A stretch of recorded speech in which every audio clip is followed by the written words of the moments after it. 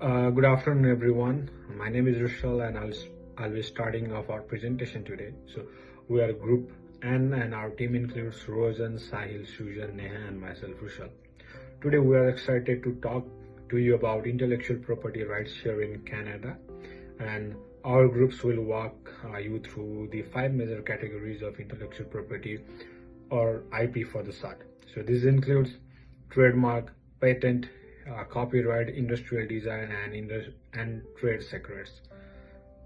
Each of these IP types play a unique role in protecting the ideas, innovation, and creative work that individual and businesses develops in various sectors. Let's begin by taking a closer look at the trademark, which is the area I'll be covering today. A trademark is a word, is a phrase, is a symbol, design, or even a combination of these that identifies and distinguishes the source of goods or services of one party from those of others.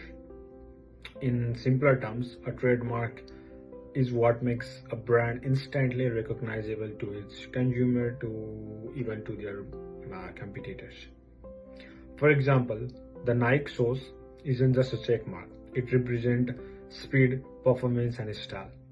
The another example can be of McDonald's. The McDonald's golden arcs makes us think about the fast food, consistency, and different childhood memories. Even Apple half-eaten Apple logo is a trademark that is strongly associated with the technology, simplicity, and innovation. In Canada, trademarks are protected under the Trademark Act, and they give the owner exclusive right to use that mark in connection with their registered goods or services. This helps businesses stand out from their competitors, build brand loyalty, and even increase the monetary value of their brand. Our important thing is to note that in Canada, you can acquire right to a trademark even without registering it. That is commonly known as a common law trademark.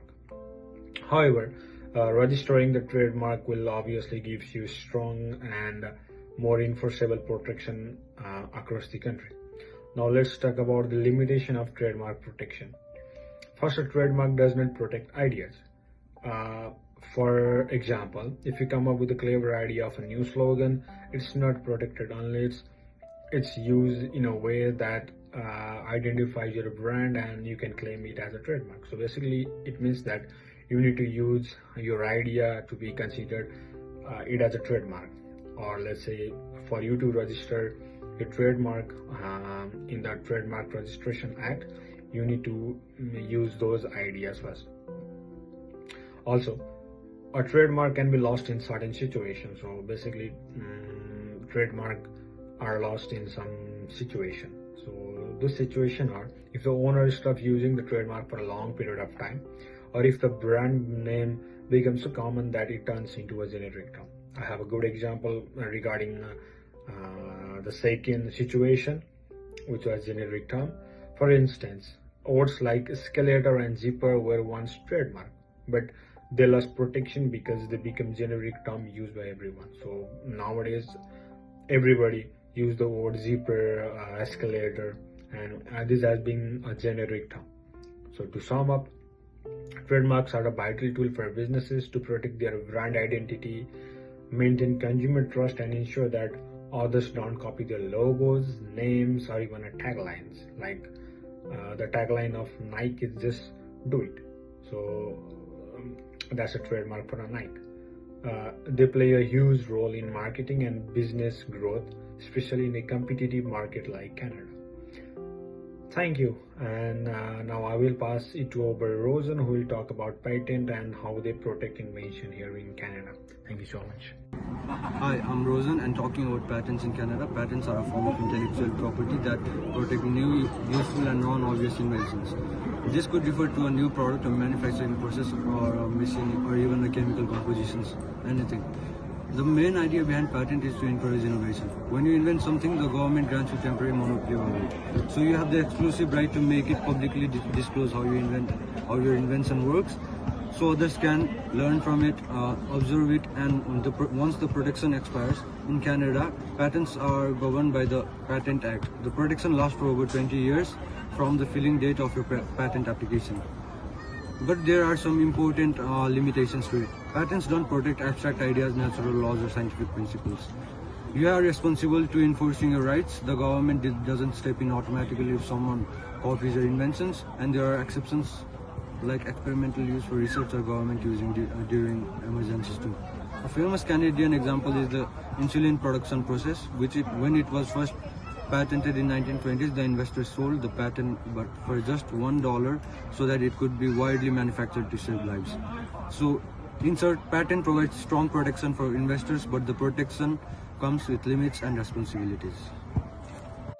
Hi, my name is Sahil Bista and I'm talking about copyrights and its law in Canada. So, copyright is a legal right in Canada that protects original creative work such as books, music, videos, artwork, software, and more.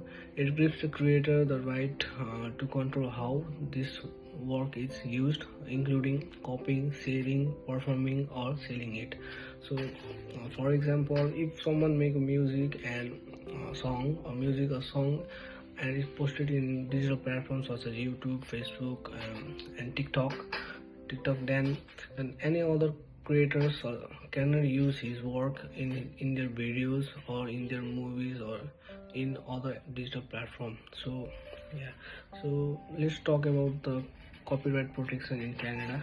So copyright protection begins automatically when the work is created and fixed or posted it in a digital platform or in a written form. So the creator doesn't have to register the work to get it protected. So now talk about the lifespan of copyright law. So under Canadian law, copyright lasts for the creator's lifetime plus 70 years after his death. So after the lifespan or after the 70 years, the work will enter the public domain, meaning anyone can use it freely in their contents or in their videos. So the law protects the expression of ideas, not the ideas themselves. So this means two people can write about the same topic but cannot copy the exact word or design of the others. So there are also legal exceptions under a rule called fair dealing. That means people can use small parts of copyright work without permission for specific purposes like education, news reporting, research, criticism, or parody, as long as it is fair and doesn't impact negatively in other people's. So if someone uses copyright work in a way that is not allowed or that is illegal, it's called copyright infringement.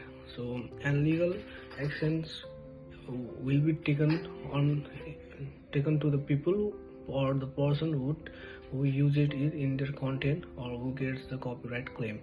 So like overall, Canadian copyright law protects creators and also allow limited use of their contents in the field that I mentioned above, like educations, criticisms, and research or news reporting. Thank you.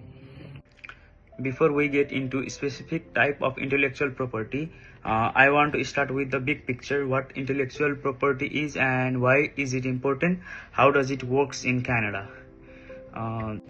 Let's explore about trade secrets, a visible but highly valuable form of intellectual property. A trade secret refers to any confidential business information that provides competitive advantage. This can include formula, processes, customer lists, software algorithms, or business strategies. Essentially anything that is not public and offers economic value because it is kept a secret. Now, let's take a famous example, shall we? The Coca-Cola recipe. It has been a secret or trade secret for over 130 years, and it remains one of the most iconic example of this type of IP. Unlike trademarks or patents, trade secrets are not registers. Instead, their protection relies on strong internal security and legal measures.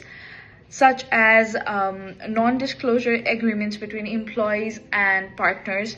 Then we have confidentiality clauses in the contracts, then restricted access to the sensitive information that we have, then employee training on handling proprietary data. But here's the challenge. Once a trade becomes public, even by theft or accident, it loses its protection. There's no way to get it back. This makes them particularly very vulnerable to leaks, corporate espionage, or disgruntled employees.